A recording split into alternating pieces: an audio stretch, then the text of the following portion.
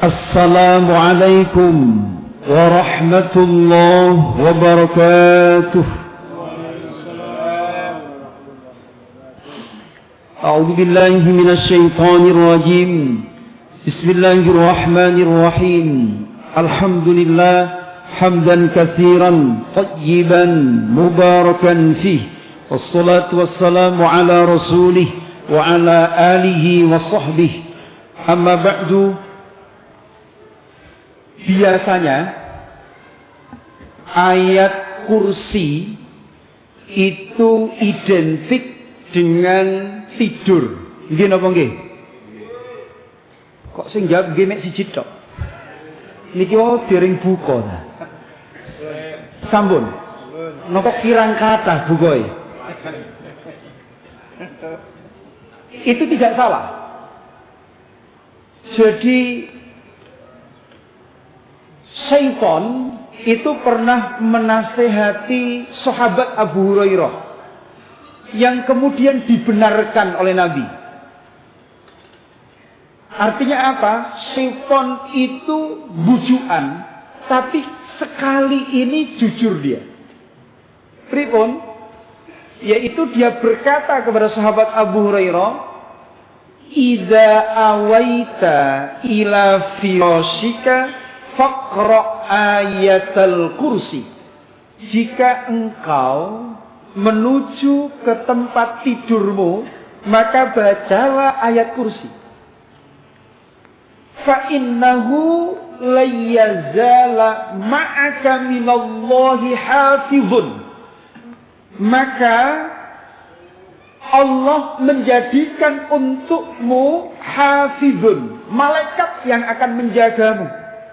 Wala yaqrabuka syaitan hatta tusbiha. Dan syaitan tidak akan mampu mendekat orang yang membaca ayat kursi sebelum tidur sampai dia bangun. Maka insya Allah kalau mimpi itu mimpi yang benar, mimpi yang sholih, ar-ru'ya as-sholihah, mimpi yang indah.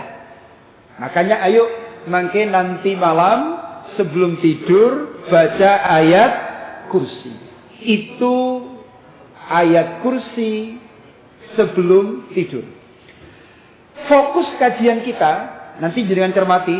Setelah ini ada hadiah dari saya, kerudung cantik, hadiah untuk istri tercinta, sehingga hari raya tidak usah dibelikan istrinya. Yang kedua, kopiah Palestina. Dengan kopiah ini jenengan bisa masuk Gaza. Tidak bisa keluar. Ini nomor 6, nomor 6. Kemudian ini nomor 2. Untuk anak atau cucu panjenengan. Ya, silahkan. Nanti pertanyaan saya seputar sepak bola. Karena malam ini leg kedua di Vietnam. Jadi Indonesia lawan Vietnam malam ini. Jadi di situ. Makanya nanti pertanyaan saya seputar sepak bola. Harus siap-siap nih. Saya lanjutkan. Selama ini identik ayat kursi itu kaitannya, kehebatannya itu mau tidur saja. Padahal ayat kursi sangat luar biasa kalau dibaca orang yang terjaga. Dan kalau orang itu paham ayat kursi, itu tidak akan terjadi korupsi di negara ini. Yang terjadi, ayat kursi hanya menjadi bacaan menjelang tidur saja, sehingga tidak merubah perilakunya saat dia terjaga. Diceritakan oleh Imam Al-Ghazali dalam karyanya yang berjudul Mukasyafatul Qulub. Dulu ada kafilah. Kafilah itu rombongan dagang dari satu kota menuju ke kota yang lain. Di rombongan dagang itu ada 2 muda-mudi. Yang laki itu sangat mencintai perempuannya. Maka kira-kira jam 12 malam ketika kafilah ini singgah di rest area Sidoarjo, jalan tol ini, maka yang laki-laki itu mendatangi si perempuan. Langsung nembak. Mbak, aku sangat mencintaimu. Aku ingin berhubungan intim denganmu. Apa kata perempuan ini? Sik mas, ojo susu sik. Ya, apakah orang-orang sudah tidur? Wah, mendengar pertanyaan seperti ini, laki-laki tadi merasa, oh, ini terbuka ini kesempatan. Ada harapan. Akhirnya bersegera, ya wes mbak, tak pastikan dulu. Akhirnya dia keliling ke kafilah itu dan benar, mergo jam 12 dalu wes turu kabeh. Dia langsung datang lagi ke perempuan tadi, mbak, beres, seluruh rombongan kafilah sudah tertidur pula, tinggal kita berdua. Langsung perempuan itu menyatakan, mas, Gusti Allah pripun? Allah apakah juga ikut tidur? Langsung geblak lanang ini. Ingat ayat kursi. Sampai niku ya apa sih mbak?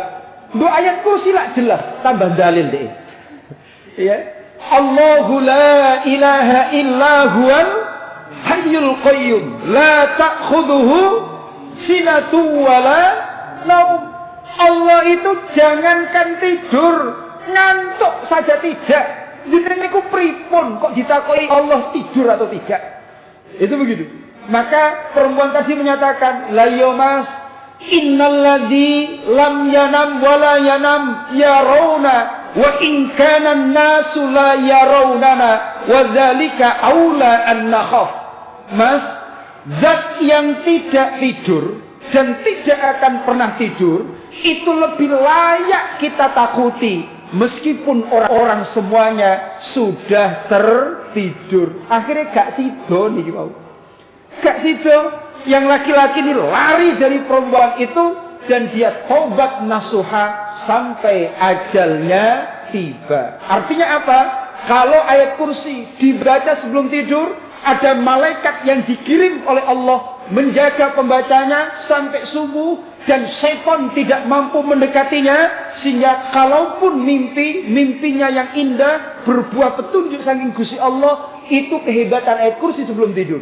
Tapi kalau ayat kursi itu dipahami, dibaca oleh orang yang terjaga, ditetapkan dalam hatinya, maka ayat kursi akan menjadi motivasi yang kuat untuk melakukan taat dan menjauhi maksiat. Karena yakin dimanapun dia berada diawasi oleh Allah, zat yang tidak pernah ngantuk apalagi tertidur. Ngoten nggih? Pun ngoten mawon ngajine. Mergo kula diaturi untuk menyampaikan cahaya Quran. Tidak usah 30 juz, hanya cahaya ayat kursi itu saja itu akan mengontrol kehidupan kita, semangat melakukan ketaatan, kemudian kita fokus untuk menjauhi kemaksiatan. Mugi-mugi disaringi hidayah kalian Gusti Allah. Pun pertanyaan seputar Quran. Kalau tidak bisa nanti berubah sepak bola. Ya. Sebutkan nama sahabat Nabi, satu-satunya sahabat laki-laki yang disebut secara eksplisit di dalam Al-Quran. Hanya ada satu sahabat. 1, 2, 3. Pertanyaan saya rubah. Siapakah pelatih Persebaya? Ya, nggih. Leres. Jenengan kok luar biasa. Bonek niki. Jenengan ngersakne sing pundi? Palestina yang alit atau yang besar? Oh, yang besar, monggo. Langsung dipakai ya. Nggih. Langsung dipakai. Oh, pas ganteng. Baik, jenengan pengen pirsa jawabane? Jawabannya adalah Zaid. Jadi di Quran hanya disebutkan Zaidun ngoten mawon, tapi itu sebenarnya adalah Zaid bin Harisa. Pernah diambil Nabi sebagai anak angkat, Zaid bin Muhammad. Zaid ini nanti punya anak namanya Usama bin Zaid. Usama bin Zaid di usia 18 tahun pernah memimpin sebagai panglima perang termuda dalam Islam. Jadi itu yang luar biasa. Gelarnya Usama bin Zaid itu Al-Hib Ibnul Hib, orang yang tercinta, putra dari orang yang tercinta dari Rasulullah Sallallahu Alaihi Wasallam. Ketika Nabi hijrah ke Taif, yang ditameng hidup itu Zaid itu. ketika dilempari batu oleh orang-orang Taif, yang mana menyuruh anak-anak kecil mengambil kerikil sambil menyatakan Nabi Muhammad gila, gila, gila. Itu menjadi tameng itu adalah Zaid bin Harithah ini. Jadi begitu. Ini pertanyaan pertama. Pertanyaan kedua, seputar Quran. Nanti kembali ke sepak bola, jangan lupa. Pertanyaannya kedua, siapakah nama perempuan dalam Quran selain Maryam? Ya, monggo. Ya. Siti Aisyah, monggo.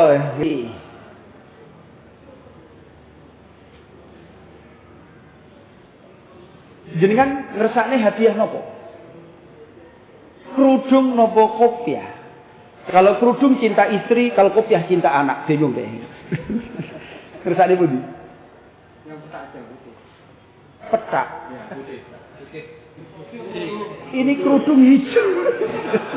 Bingung kula jenengan iki. Nggih, monggo. Baik, jawabannya salah. Tapi tidak apa.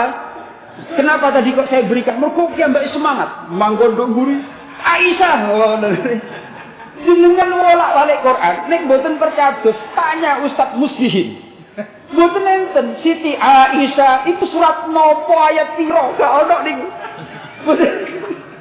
Mboten enten. Lho jangankan Aisyah, Fatimah gak ono, Khadijah gak ono, Siti Hawa ndak ada. Karena memang jawabannya adalah tidak ada. GS tuh tidak ada.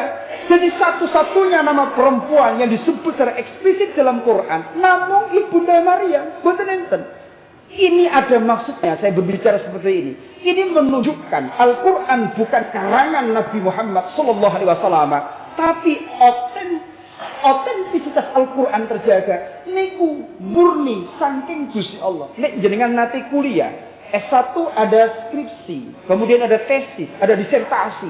Itu di bagian depan itu mesti ada. Aku persembahkan karya ini untuk istriku namanya Khadijah, untuk anakku namanya Fatimah. Misalnya begitu. Ternyata apa? Di Quran tidak disebut nama Aisyah, tidak disebut nama Fatimah, tidak disebut nama Khadijah, karena Al-Quran memang bukan buatan Rasulullah Sallallahu Alaihi Wasallam. Ngerti nggih? Oh, tidak apa-apa, salah mboten napa-napa. Tidak apa. Terakhir seputar Al-Quran. Mangke keliru mboten napa-napa, jenengan ngawur mawon. Sebutkan surat di dalam Al-Quran yang mendapat gelar surat An-Nisa As-Sughra.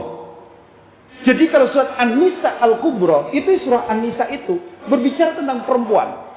Tapi ada surat dalam Al-Quran itu yang disebut dengan surah An-Nisa As-Sughra. Baru dengar.